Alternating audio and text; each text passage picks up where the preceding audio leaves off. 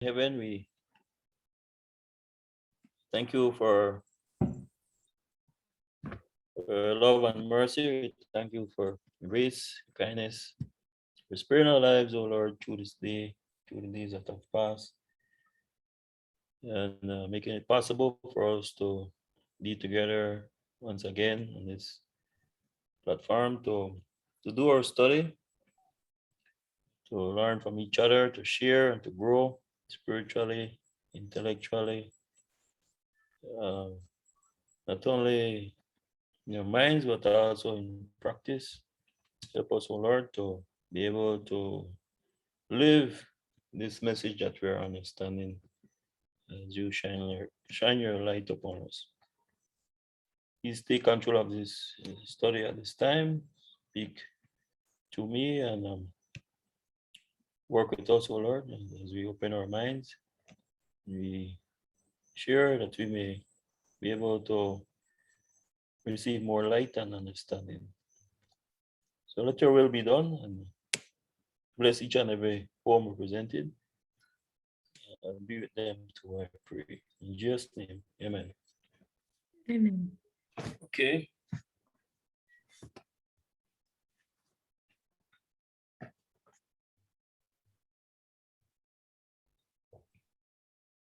All right.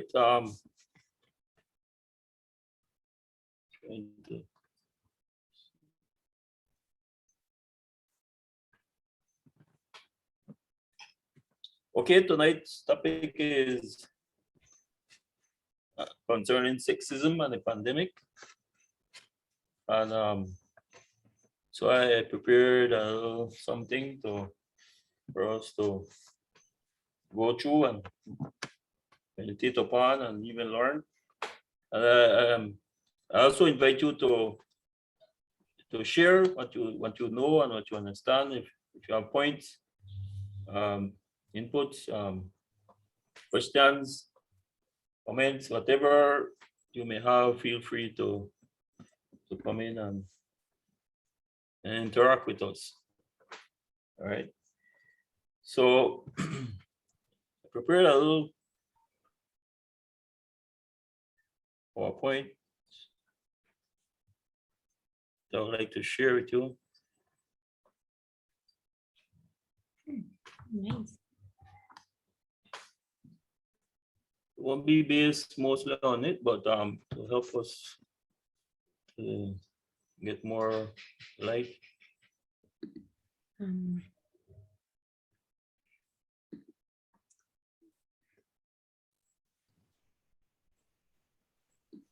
Can you see it? yeah. Yes. Okay. Yeah, so tonight's topic, sexism, pandemic, and syndemic.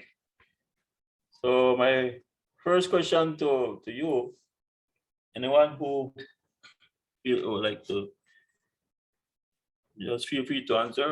When you hear the word pandemic, hopefully by now we should have already gathered a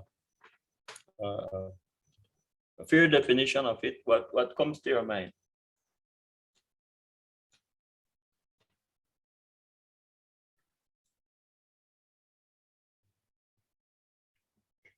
When we hear the word pandemic, Yes. so something that affected a great part of the world. Okay. Anybody else?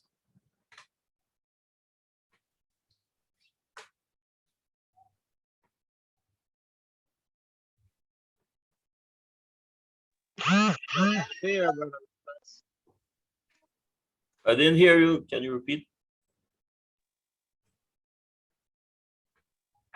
Fear. Fear, the word fear. Pandemic, fear. Okay then. All right.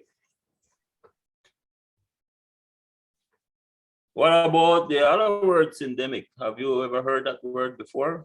Anybody? Yes, I heard.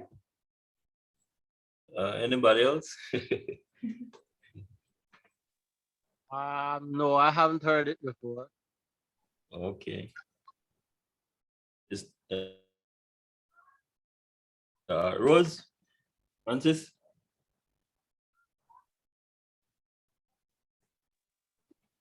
I Never guess heard not. of that one. Yeah. So I was in your place a couple days ago, or last week, before Marco introduced this word to me. So tonight we're gonna find the definition. I'll come to understand what it means, hopefully, at least an idea. But Solange mentioned definition of pandemic, something that affects the whole world. And I just want to add that that something is a disease, right? And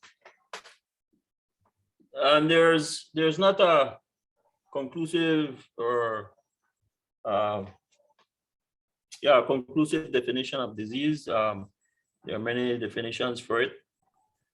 And so one of the ways to define disease is it's an abnormal condition with a cause that affects an organism. All right, so we're going to see how this abnormal condition that became a pandemic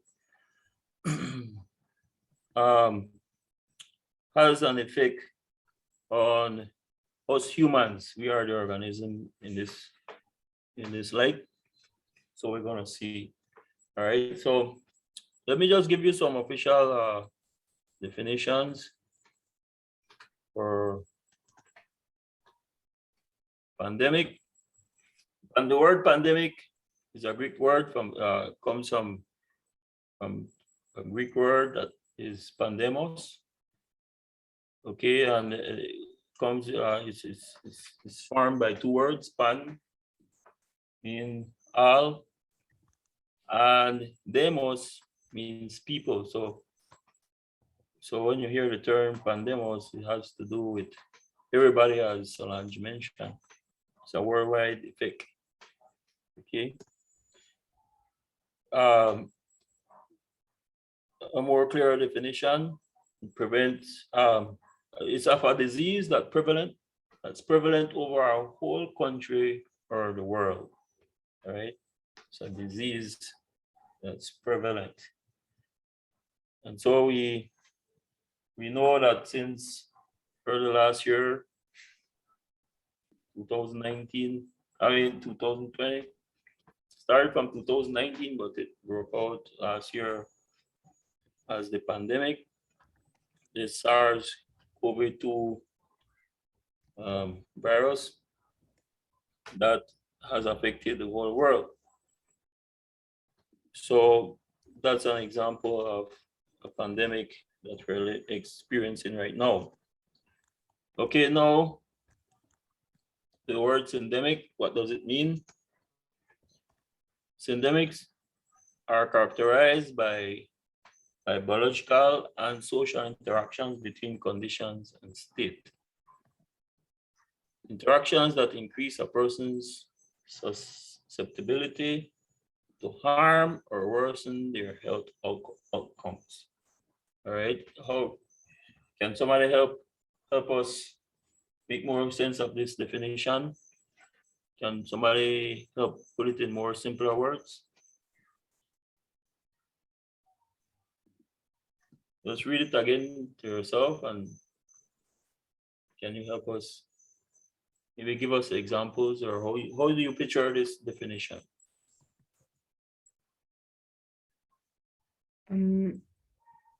For me, syndemic is when you combine, when there is a combination of many events that happen in the same times, the same period.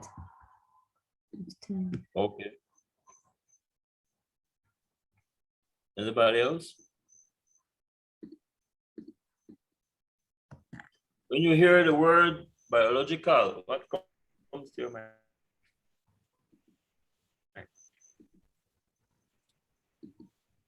Mm.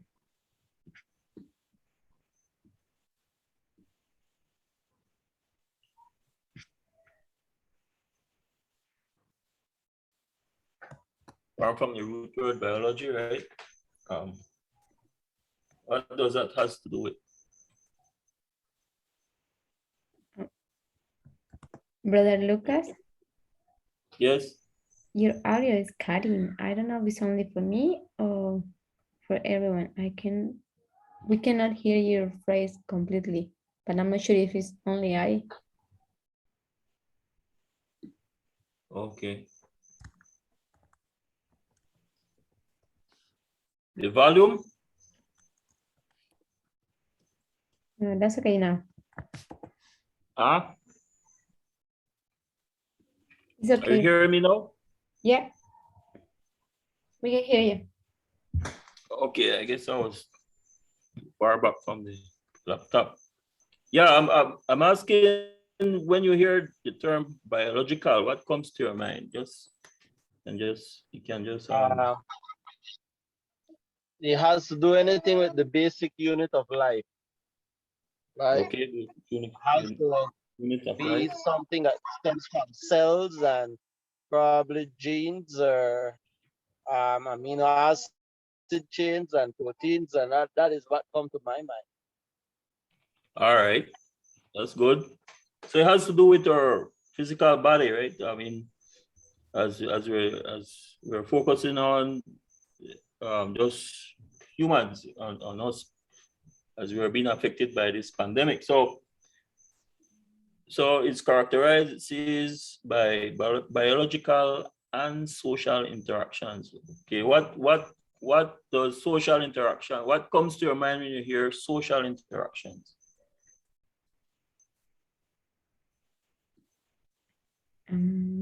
When is the interaction between others among other societies Okay, that so usually don't have people other? interacting with each other, societies, um, different groups interacting, right? Yeah. So yeah, so that's what the definition is breaking down to us as we internalize the definition. That's what it's saying. So it's biological and social interactions between conditions and state. Interactions that increase a person's susceptibility to harm or worsen their health outcomes. All right, so let me just take you to another screen that I just wanted to say something. go ahead. Go ahead. Is so this definition of syndemic seems not very visual to me. I cannot really. It seems complicated. Yes. Yeah, it is. Yeah. So I was just about to go to a chart that will make it a little bit simpler. Okay. That's what I was Yeah. about to do. Um, Okay. Sorry. Go ahead. yeah. Just let me develop it a little bit more. Just give you more information on the word. All right. Then I will show you the chart that will make it more comprehensive. The term syndemic isn't brand new. It was coined by medical anthropologist Merrill Singer of the University of Connecticut in the mid-1990s to describe the way epidemics can overlap with one another on social and cultural problems. She wrote a 2009 textbook on syndemics. For instance, HIV and tuberculosis often form a syndemic. There are there is a biological element in which HIV weakens the immune system, making people more susceptible to tuberculosis infection. But there is also a social or community health element in which close quarters, poor health care, and unsanitary conditions allow tuberculosis to thrive. The effects of these two epidemics are amplified in vulnerable groups like refugees, migrants, and those living in poverty to form a syndemic. Okay, so This kind of helps us a little bit more to understand what the word means. Okay. Yes. Mm. Yes, I think it says, if I would put this much simpler, I would just say it's many or several pandemics at the same time. Yes. This is why it says HIV, what else, what is it saying, etc. So they form a pandemic, so they come together. Right. All right, there you go. Okay, I agree. Yeah, that's basically what that complex definition is saying to us. So are you seeing this example on the screen? Mhm. All right, so this is a perfect example of what syndemic is. If you take the circle that has to do with violence, and then you have substance use, it has to do with drugs and so forth. Adverse mental health, HIV infection.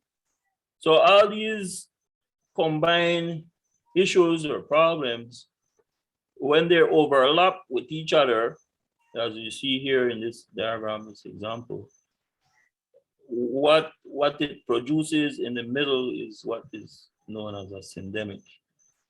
All right. So did that help? Did that help?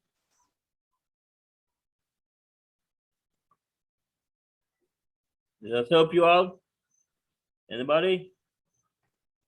Just want to know if I need Yeah, to. that helps. Okay, so I think basically we that's lost. Oh, yeah, we lost some.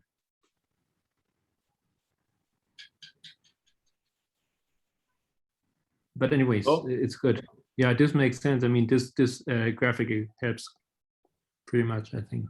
yeah, okay then. Yeah, so okay, let me just all right. So we go back to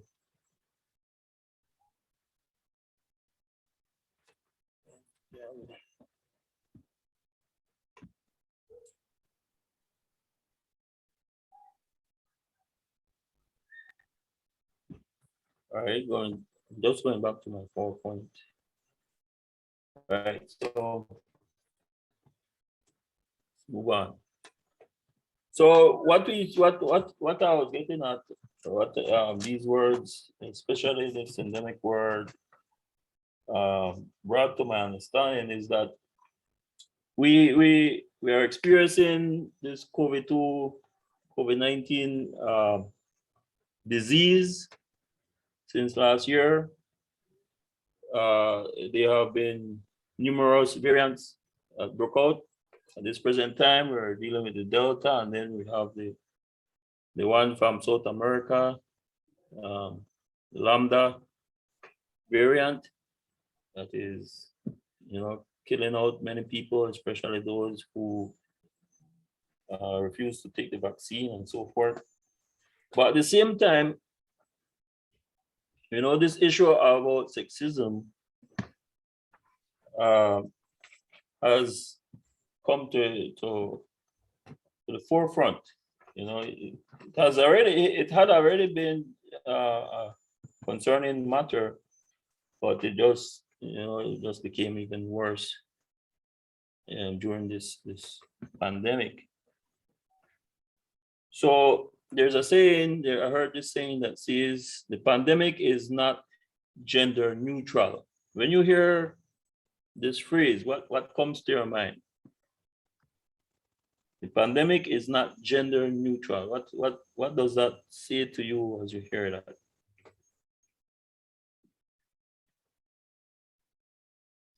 Pandemic is not gender neutral. Yes, the pandemic is not gender neutral.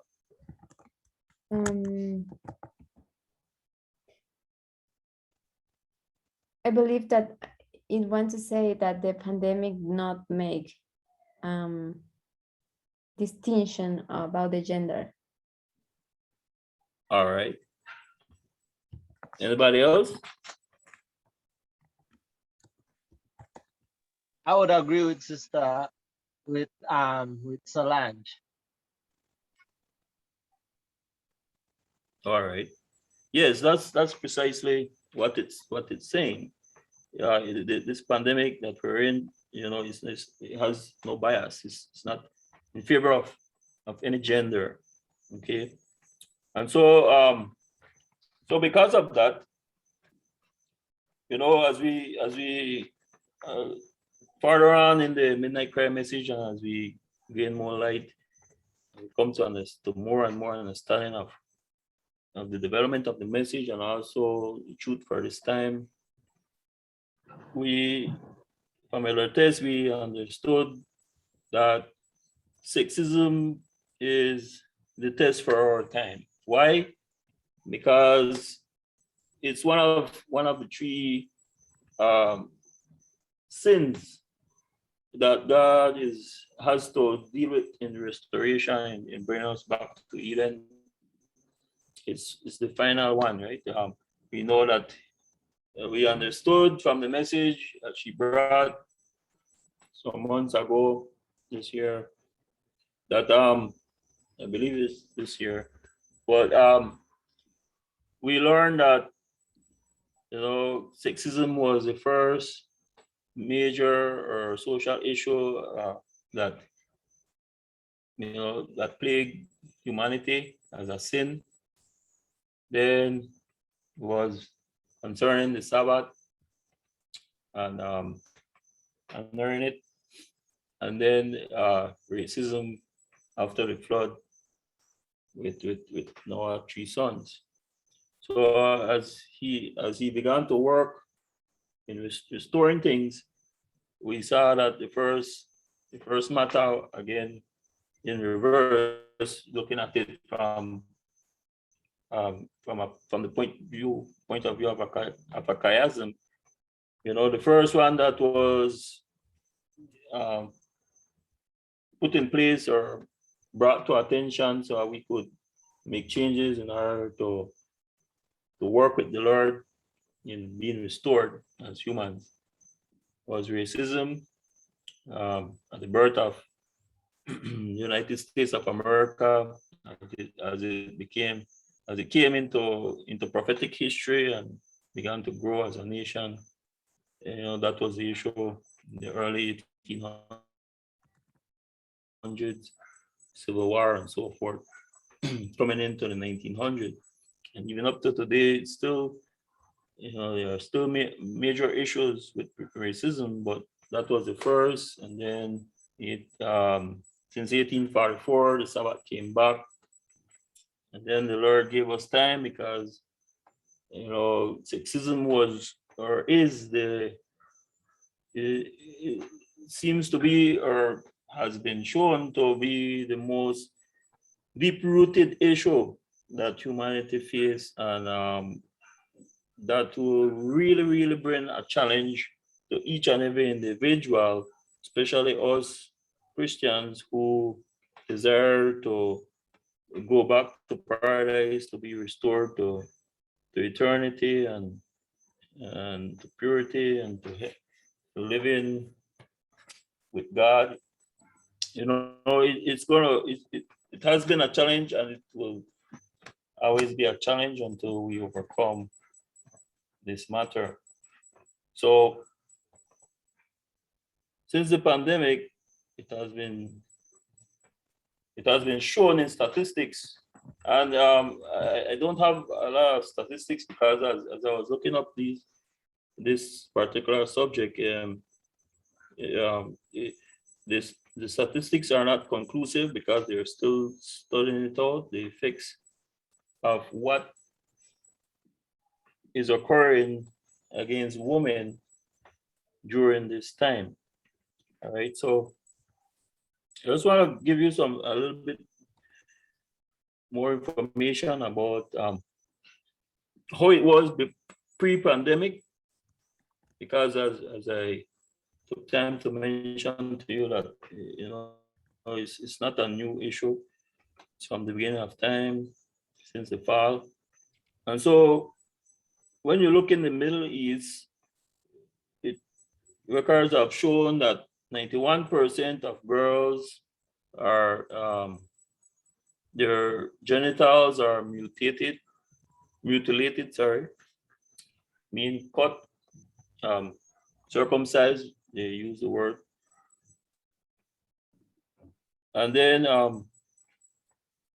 in places like Morocco, 16-year-old girls, 15-year-olds, 14-year-olds, underage young girls, they are raped, and then to add insult to the injury, they are forced to marry their rapists, just so that the rapists will escape going to prison or any kind of legal charges. Okay, so these are things that has been going on from time to time through the course of this Earth's history, and has been in record. And then the women are taught to internalize their oppression, by the social construct, the way how their society has been set up, the influence of men and so forth. The women feel that they need to just deal with it and be quiet about it. But it got worse since the pandemic.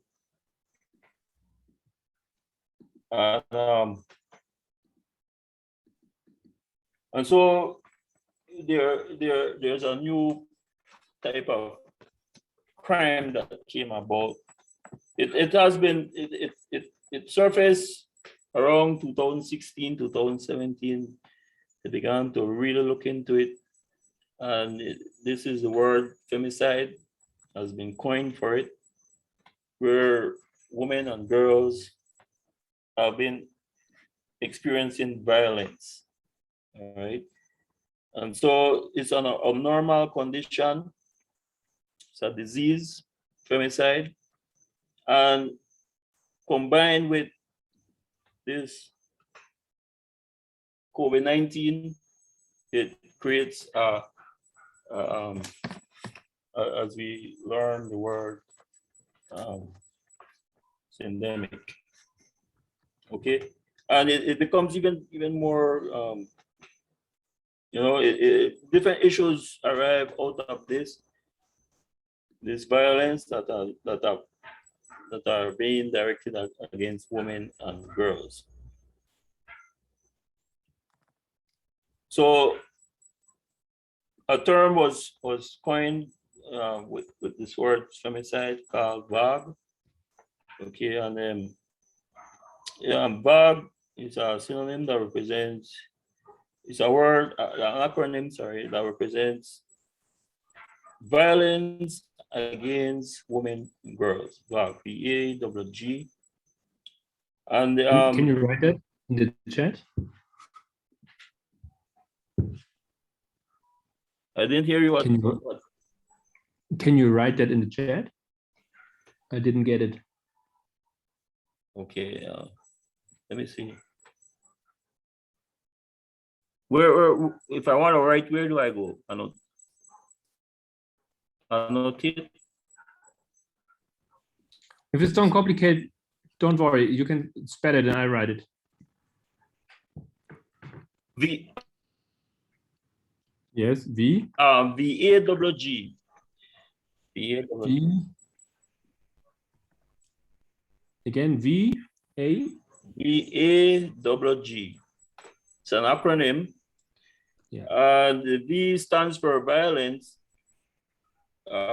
against women and girls.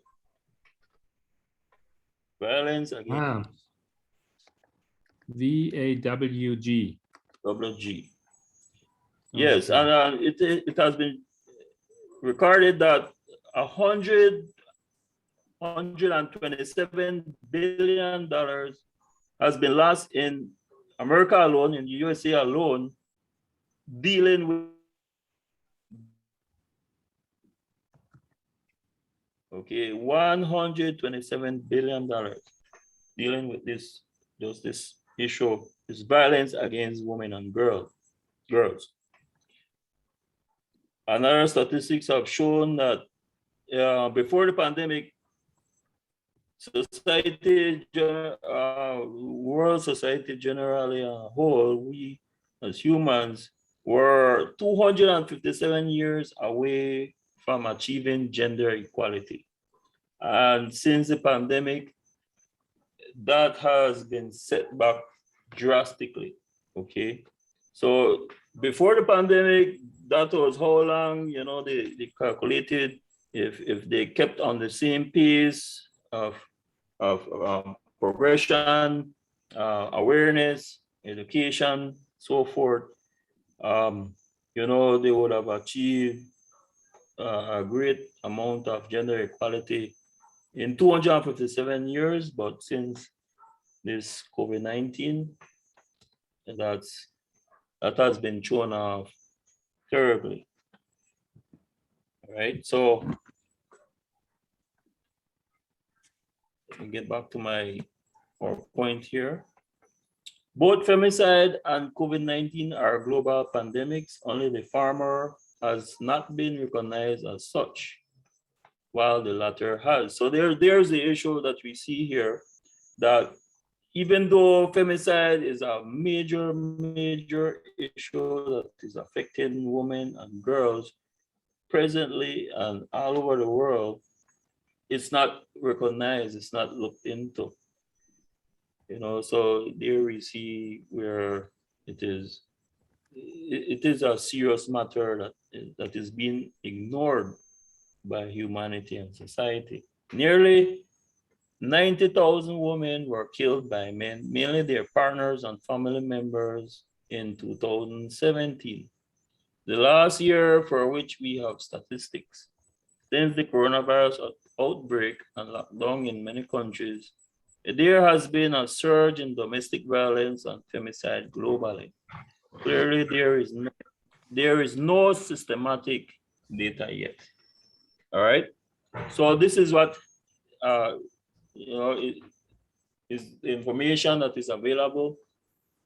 That since the pandemic, the rise in violence against women, even murder, in many places, the women suffer different type of abuses.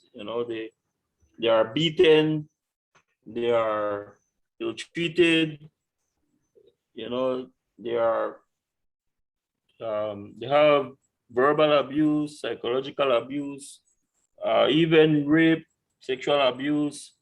All sorts of violence have been brought on against women and girls.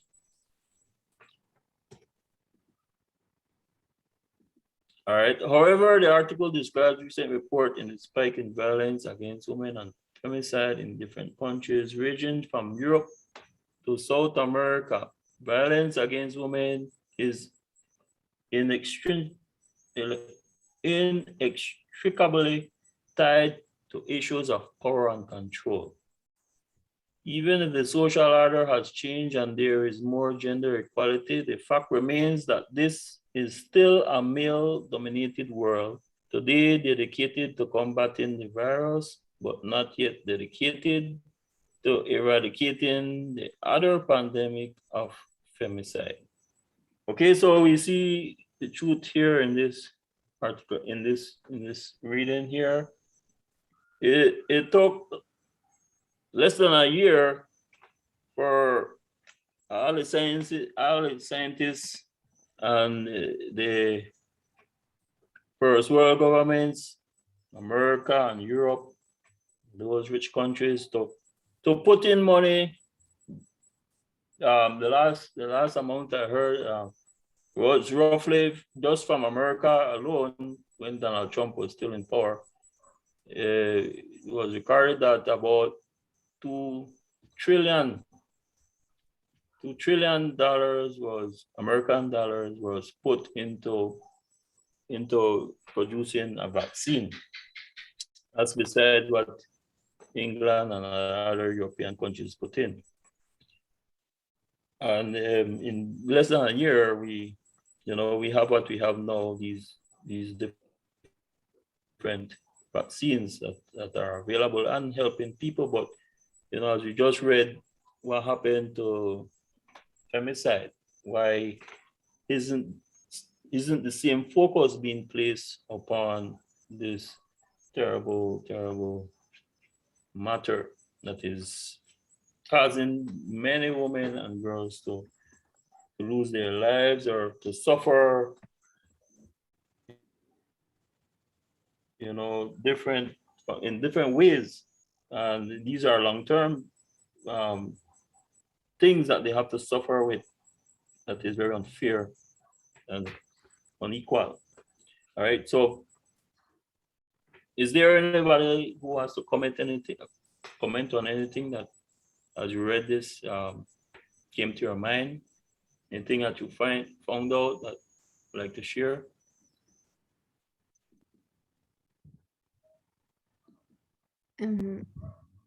Just for make a little resume, you say that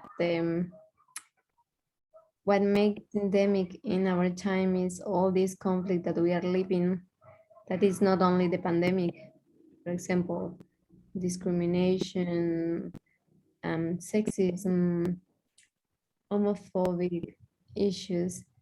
All these make the pandemic turn into a syndemic. Yes. Right. Yeah, thanks. So so far that's what I've been attempting to share with you in this much information. All right. So coming back to this abnormal condition of violence against women and girls, the root cause for it is the root causes are social, political, like gender inequality and unequal power relations between men and women. All right. So what does that mean? For example, when you look into the work field, right? It has to do. This has to do with the economic issue as well. Of it, it turns out that the statistics so far gathered, excuse me, that women are forced back into old gender roles since the COVID-19 breakout last year. 26% of women have reduced their working hours just to organize childcare and to deal with house matters, right? To deal with family matters. Compare that to 16%, just 16%, 10% less of men who have done the same. All right. So this caused a major setback in the advancement of women, achieving their goals and aiming, for higher status in the work field and even in the economic world, making more money, taking care of themselves and their families and their children. All these things have been impacted by sexism. 10 years of lack of progression in gender equality has been the setback, right? More or less. And it turns out that the jobs that were affected the most were the ones where women are primarily and are the ones who del talibán al poder en Afganistán. Sorry. for example, you know, the hairstyle, stylists, restaurants, um, uh, those who work in stores, cashiers, you know, those who, even nurses, those who are in public service, the majority of them, of these jobs were dominated by women working in these fields. And these are the jobs that were lost immediately. And, and now are the ones that are not immediately coming back. So even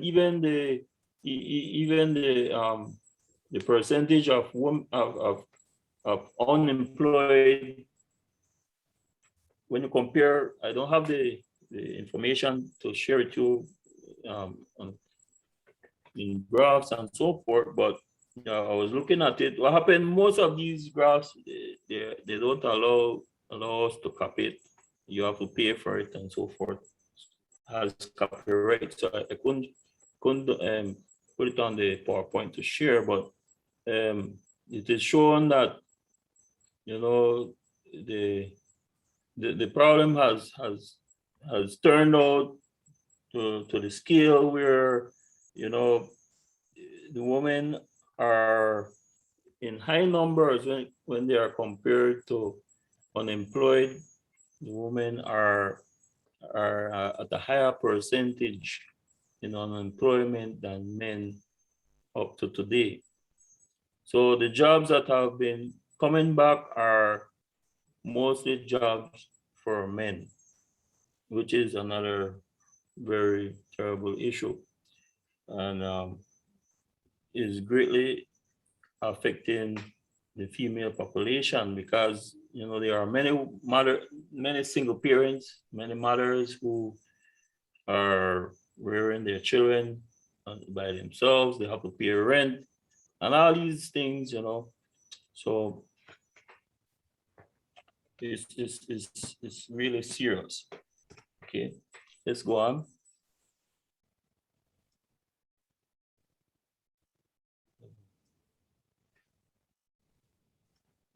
Trying to move forward here, but okay.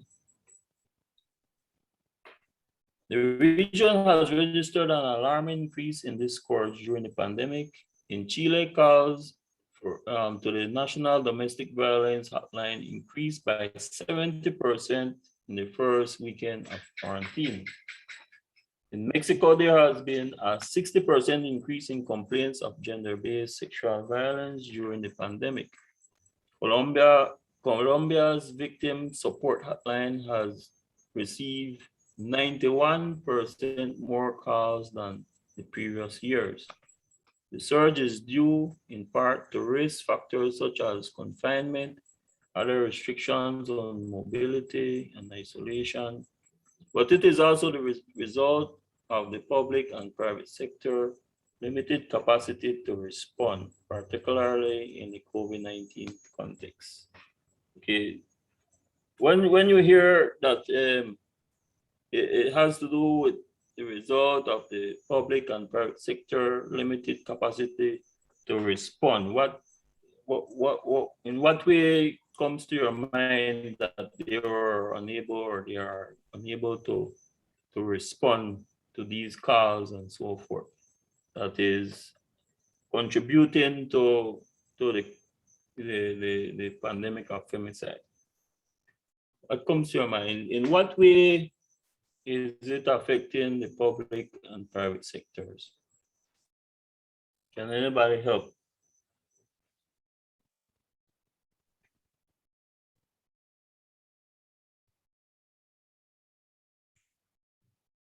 So, my dear brethren, please participate. Even if you are wrong, it's better correct if we build in together as a concept or a clear idea.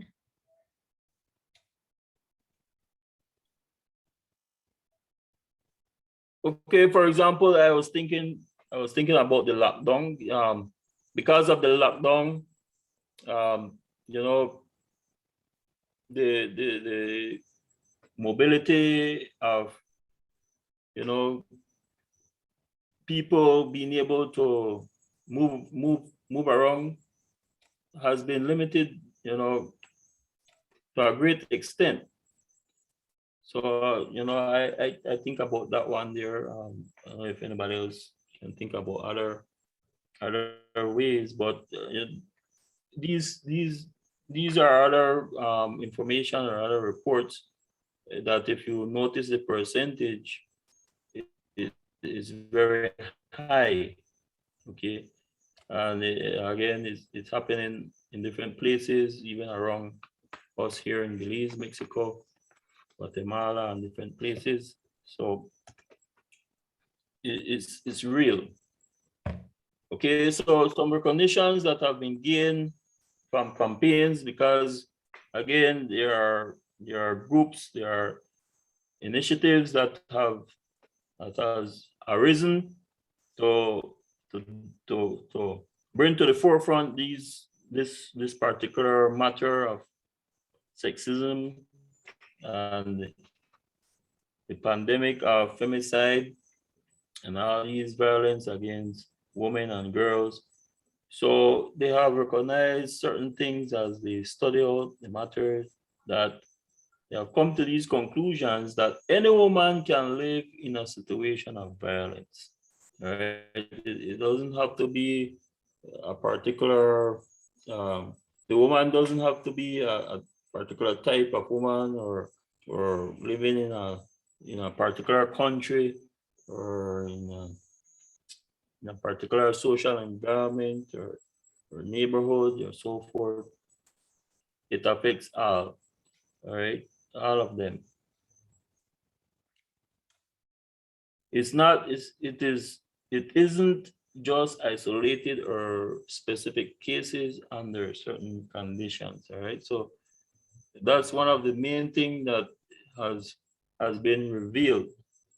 So doesn't matter the social status, because even as we heard the reports from especially elder tests, even in the movement, you know, these issues, even the movement where we have been looking at this particular subject for quite some time now, you know, the women in the movement still are complaining about sexism from men, you know, some type of abuse or violence being directed against them. So, you know, exactly what they found out is proven to be the case.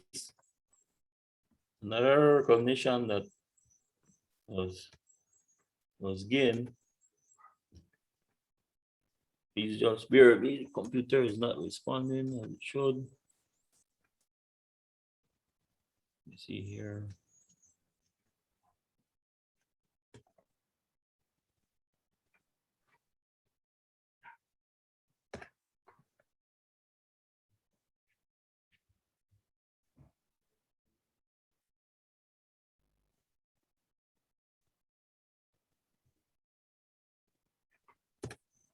All right. Second,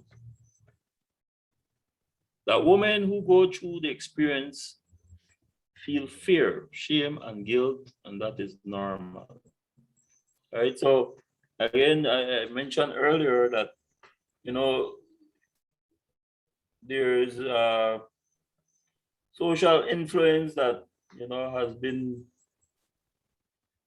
developed and pushed upon women in particularly, that they must learn to internalize their oppression.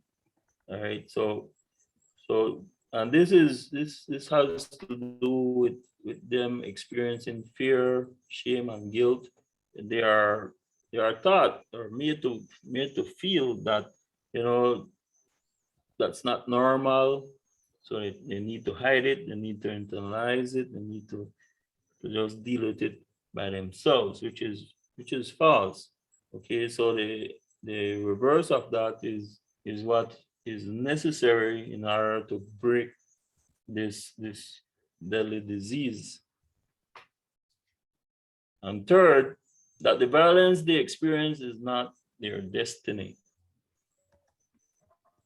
Okay, they don't need to stay there.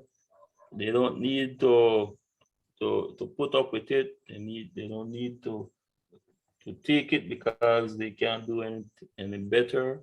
They can ask for support, and their self-determination has value and is worth it. Right. So this is what women need to understand, as you know, because as the first point shows, that they are not there isn't any woman that is excluded. Remember that this pandemic is not gender neutral. All right.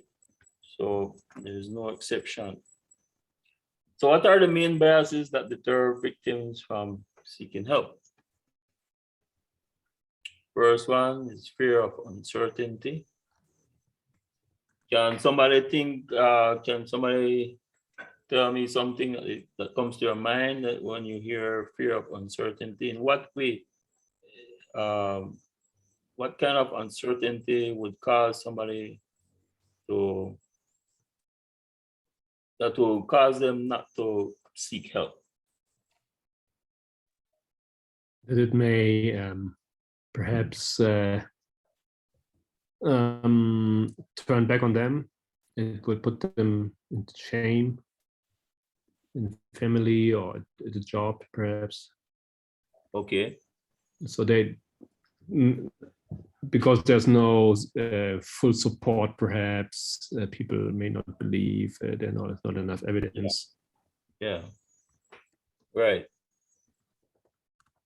Right. Anybody else? It could be even that, you know, if they report it, the uncertainty might be that, as you said, they might not believe them, or even they will be turned against. You know, there are many cases where we hear stories. I always hear stories of girls who, you know, are raped by their stepfather, and then they go and tell their mom, and instead of their mom taking the matter to the police and so forth, to the law, the mom turn against the daughter and call her a liar, and even abuses her as well. So fear of uncertainty, and there are many other way, ways of uncertainty that causes fear. You know, there are many uncertainties that creates the fear. I may, a female may feel uncertain of how how soon she will get help. I mean, if she speaks out and help might prolong for a while, then what will Yeah, she do in the meantime, you know? yeah, right, yeah.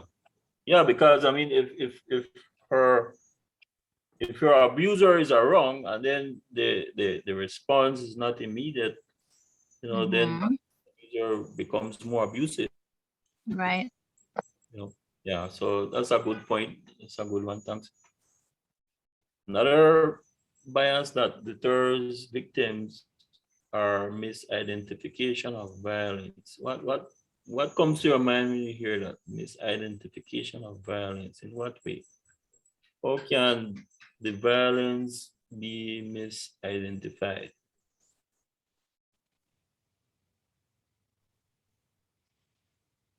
And this is an honest question, because I was puzzled by this by this. I was trying to figure out, okay, how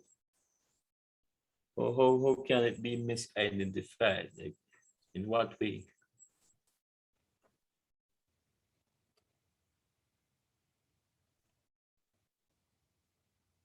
The only thing that came to my mind that, if, for example, if say they reach that far that they go to the police or to somebody who writes down the report, And instead of saying it's rape, they minimize it to something else, to probably just uh, uh,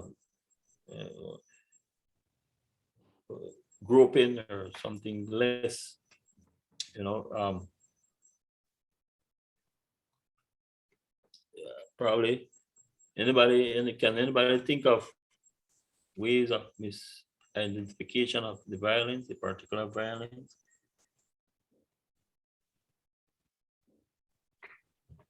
Yeah, maybe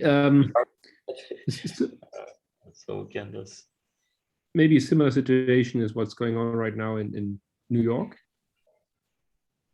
where Cuomo is basically, yeah, put into a corner because of the accusation of sexual abuse.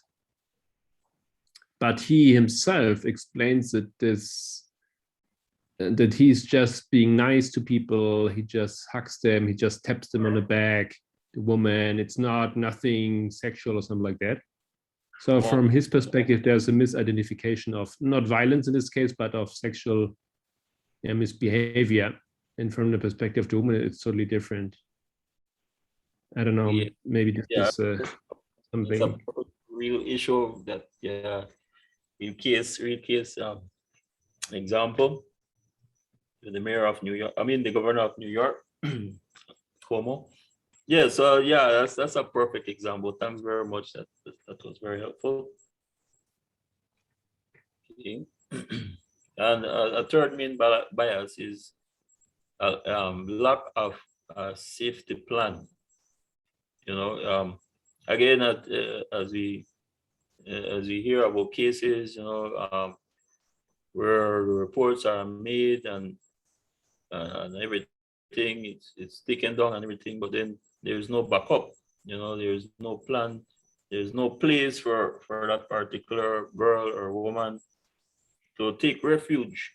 And many times she has to go right back into the same house where she's been abused and violated in whatever way. Okay, so those are main biases that deter a woman, a girl, from seeking help. And if they can understand these, that they can overcome these, or if means are created.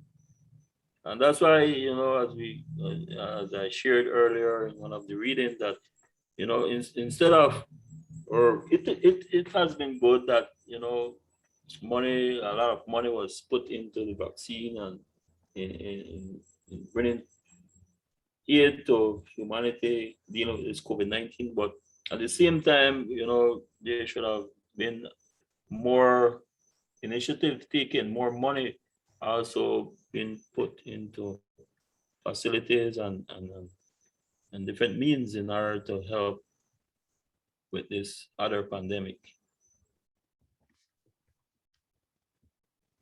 All right, so here, just to conclude this PowerPoint here, it shows a graph that covers Latin America, it covers the Caribbean and Spain, and it shows in absolute numbers and rates per 100,000 women, you know, what has been going on in these countries concerning femicide. So as we begin from the left, we see that El Salvador, and the numbers are in orange, are absolute numbers, means dead on 347 women suffer femicide. That's very high. In Honduras, 235. Belize, it wasn't. There hasn't been much cases here. I guess at least not reported for it to get on the statistics. But Belize is very low, along with Suriname. Trinidad, Tobago, low. Guatemala, high as well.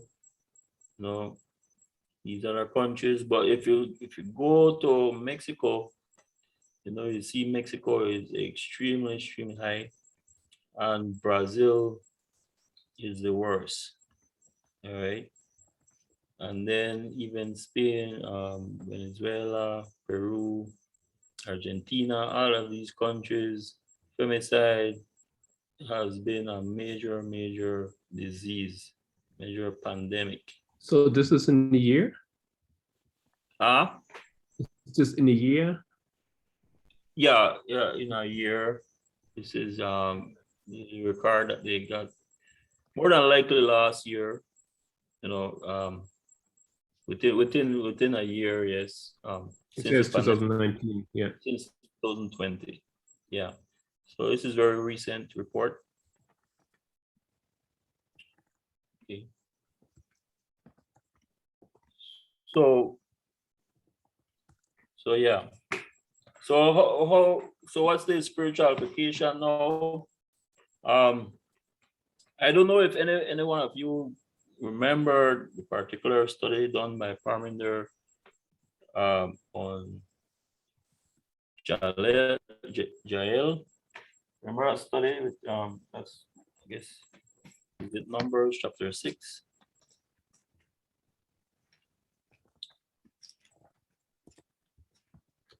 Does anybody remember that study? Not Numbers, no. Judges. Which name? In Judges chapter 6. Is it 6?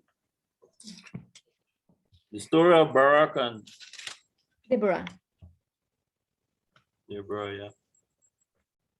Which chapter was the story of Jael? Jael.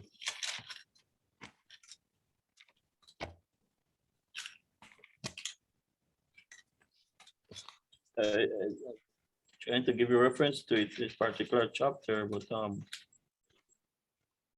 I remember Parminder did a very nice study on it, and he showed just to get to the. I guess we can. I would encourage you, even me myself. I need to go back and find it and go over it. But the essence of the message was that, you know, as we know that sexism is the last issue that God is dealing with, and it has to do with violence against women, and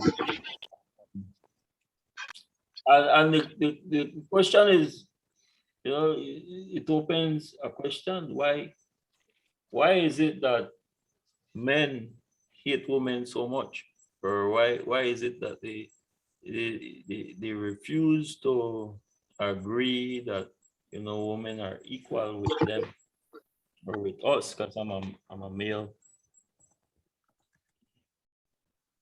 Did somebody want to say something? Sorry, I didn't hear. Yes, I want to say it's in the story is in Judges chapter 5. I'm not hearing you well. Can you repeat, please? Yeah, the story that you mentioned is in Judges chapter 5. Judges? Okay, thanks very much. You're chapter 5. It starts in 4, I think, right? Yeah. Judges 4 and 5. Women of Road, did you want to share anything? I saw you. I share in the chat. Just Yeah, so I was saying that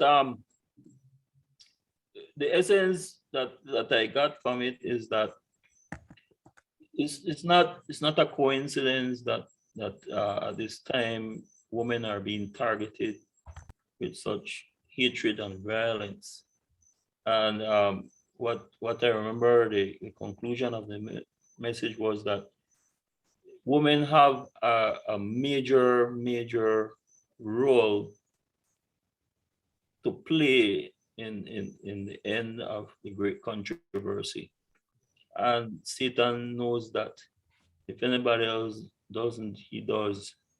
You know, and he's using the males in every level of society, in every social in every society, in every economic status, whatever, wherever he's, even in this movement, he's still fighting against us to not understand this message, right? And to continue on with some form of sexism and violence against women and girls. Even in the way, I had to internalize the message and evaluate myself, because as we know, all of us have been affected somewhere or another by sexism, and it starts with us. So even tone of voice, because I have a daughter, and I have to pay attention to even the way how I speak to her. Um, just just a couple of days ago, I wanted her to do something for me, and she wasn't getting it, and I caught myself becoming irritated to the point that even the tone of my voice changed, and I could have seen her immediate reaction. I had to grab a hold of myself. So these are the things that we need to fight with, and this is the victory that we need to gain. And us males and even females need to come to this awareness, and that's why we are called as priests first. The woman in the movement, you need to understand that God has a major work for you to do, right? You need to awaken to this truth, and get in line, as Sister White would always say, fall in line. And so, yes, that story in the Bible on chapter 5, brings out great information applicable for our time. Represents the woman of today in all class and society. And so I just want to encourage you, women, to stand strong and to become active in sharing information concerning sexism and femicide and all these violence that is affecting the woman in the church and in the world. Educate yourself, do researches, keep abreast of these statistics, so that when you bring up the conversation and you bring up the topic, you have substantial backup. You have information that hits the mind and causes the person to be awakened.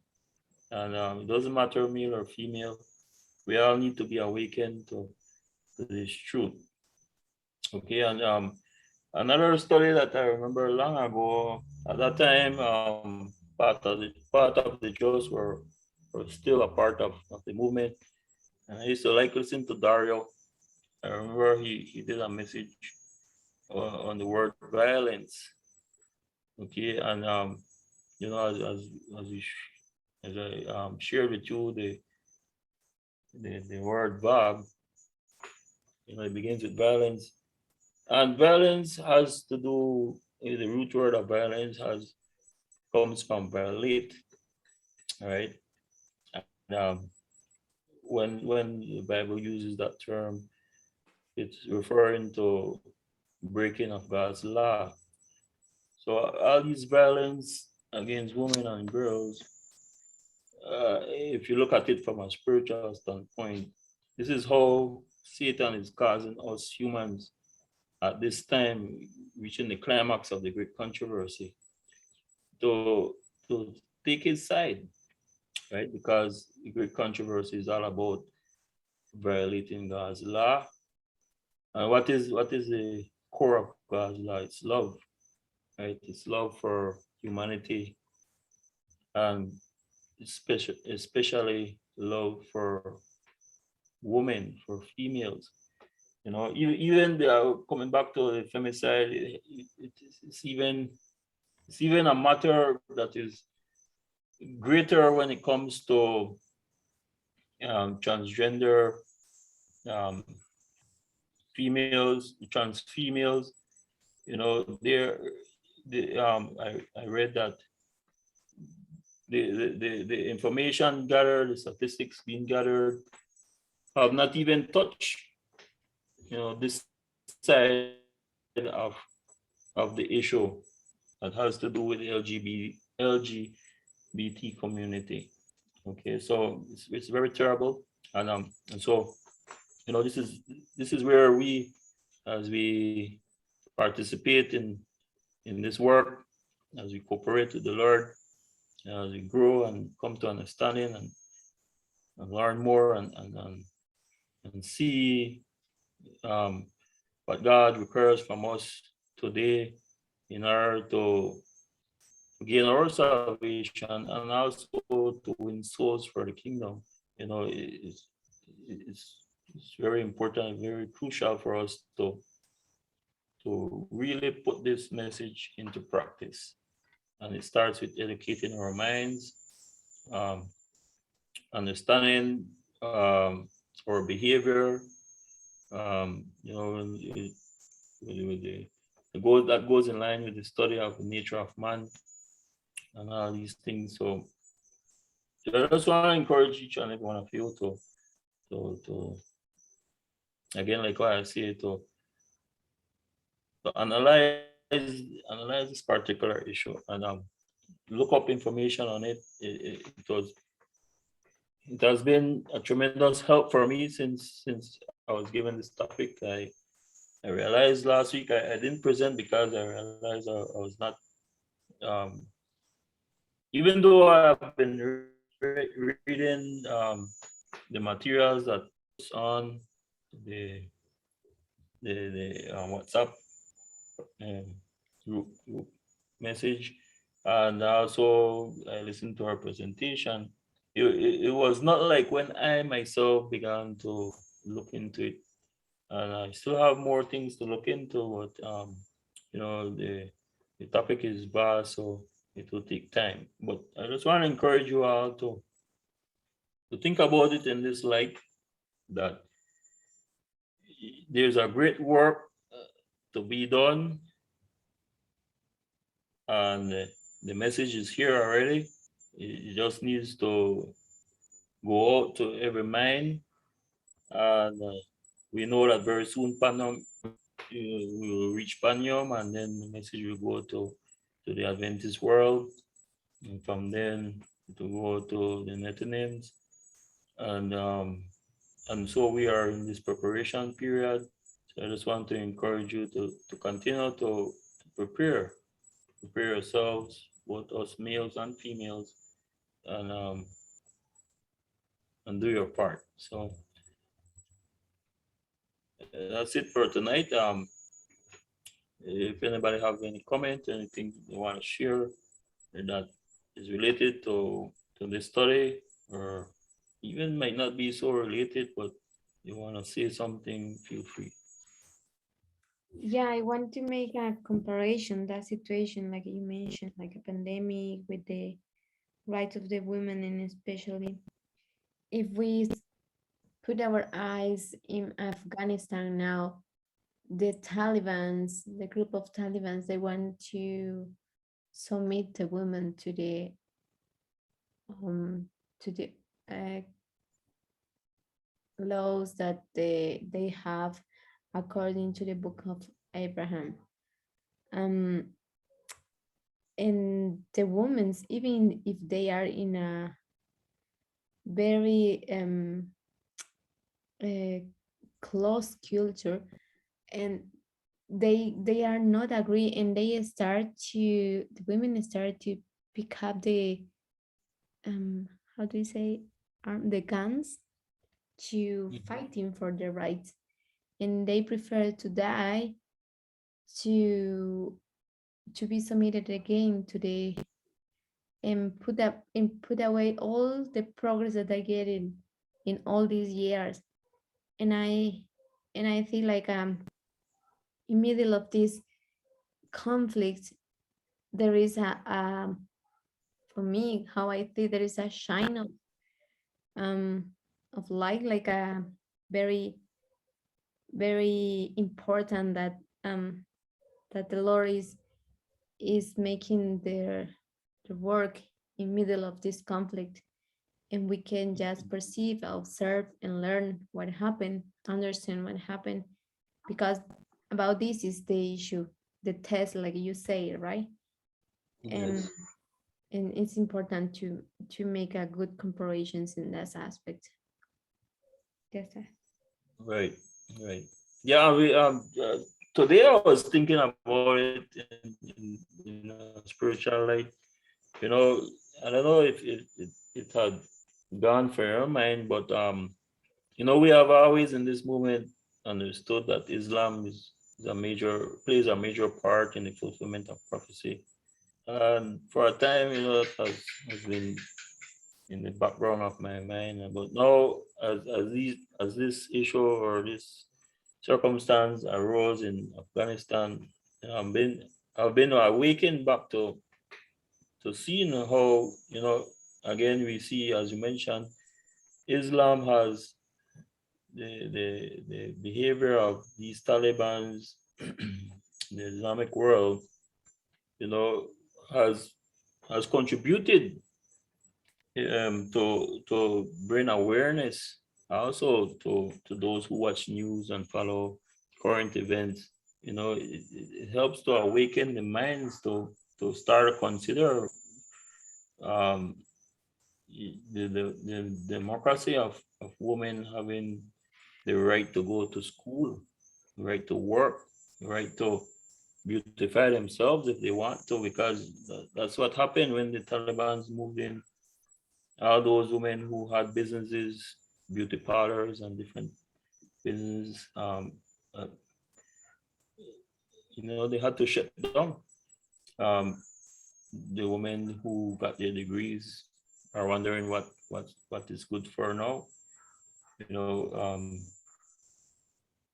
those who had goals to further their education and become someone in society, all those dreams are shattered. So, you know, it's very serious. It's very serious, very, very real. But again, I look at it in the sense that, it does have something to do with the climax of the great controversy and the role of women in achieving, bringing success to God's kingdom. Um, and the final. You you mentioned you said why Satan is causing all this violence to females, no? And I just can't stop keep thinking about the plan of redemption, Yeah, because part of the plan of redemption was to remove the curse and bring a full restoration to mankind, especially to females, who are, I would say, who is feeling the worst part of this curse. So now if Satan can keep us under this curse, then God's plan of redemption would not reach its completion. And we see many, I always hear many Adventists would speak about, we must become perfect. And yes, we will become perfect, but yet they would still keep the woman under submission. But a that's a part of question. Yeah. perfection, a part of reaching perfection is to reach its full completion of the plan of redemption, and that means that the curse needs to be removed. So now if Satan could keep us under this curse, then it's simply saying that God's blood was spilled for naught, you know? And Yeah. and as long as we could be kept under that curse, the plan of redemption will not reach its completion. But praise the Lord, we know that will not be the case, no? Yeah, hopefully, because it's how people respond, and I always think about Christianity.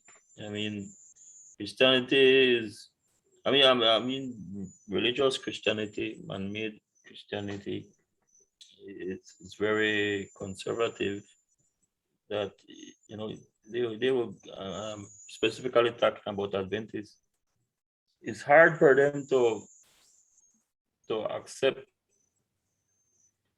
equality between men and women. I have been speaking to many friends that are Adventists, especially males that work with me and so forth, and they they just struggle. Like today, I was working with a particular one, and he, yeah, when it came to, because I started off with the topic of I asked him what he thinks about uh the LGBT community, and then we began to discuss. And at first he came with all these religious arguments, but deep down inside he had already been considering the issue. So eventually he came to agree that these people are created that way, and there's nothing wrong with them. But then when I continued on now to the topic of equality with women, he shut down. So he wasn't ready for that part yet. So I just left him alone. But it just shows that people aren't ready for it, and I don't know when they will be ready. But the message is going forward, and it will cause many to be lost, Rose. Um, God's plan is to save as much, but if they don't with the message, if they don't pass the test, as much as He loves them, they will not be able to enter His kingdom. So there is where the challenge will be, where salvation becomes individual, where each one has to work out their salvation with fear and trembling. And you know, this is a fearful message if you look at it. It's like it does cause fear. Okay, so thanks. Yeah. Anybody else has any other input, comments, uh, something you'd like to share?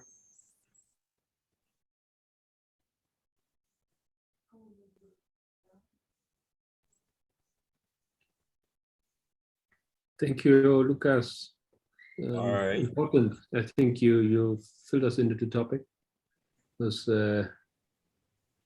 very good. Appreciate it.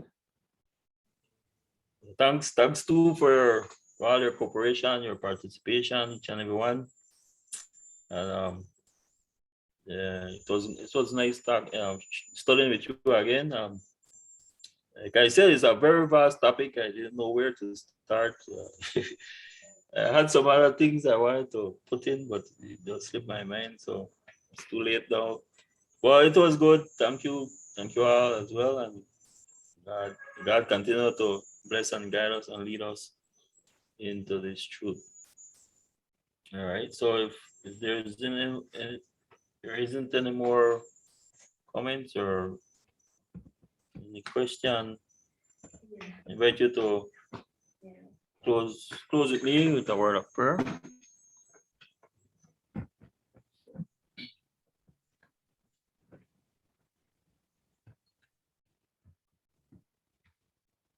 Our Father, we thank you, Lord, for such a profound message, such great light, such pureness that you want to instill in us to make us new creatures in Jesus Christ.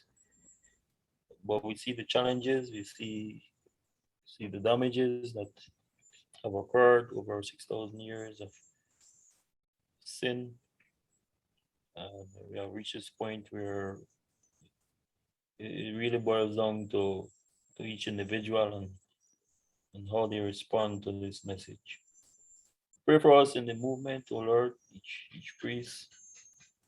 Pray for us here as a group, that we may continue to advance this truth, that we may continue to work hard to cooperate with this message and with the work being done, the leaders, all our elders, and everybody involved, that we may do our part, O Lord. And that you may continue to awaken us, bring us to full awakening of how we can reach souls and how we ourselves can overcome the snares of the devil who is trying to get us on his side by teaching us even subtle ways to violate your law, to be violent against the women and the girls in this world, even our own family members or whoever it may be, church family. It's something that we need to overcome, and we have been called to do so. So give us the strength, give us the grace, the mercy upon us. Bless each one tonight as we close off and we go to sleep. You may watch over us, continue to send your angels to be with us, and continue to lead us into our truth. So thank you, Lord, and bless. Okay, thanks very much, and pleasant good night to each and everyone. Amen. Thank you. Thank you. Good night, everybody. Good night.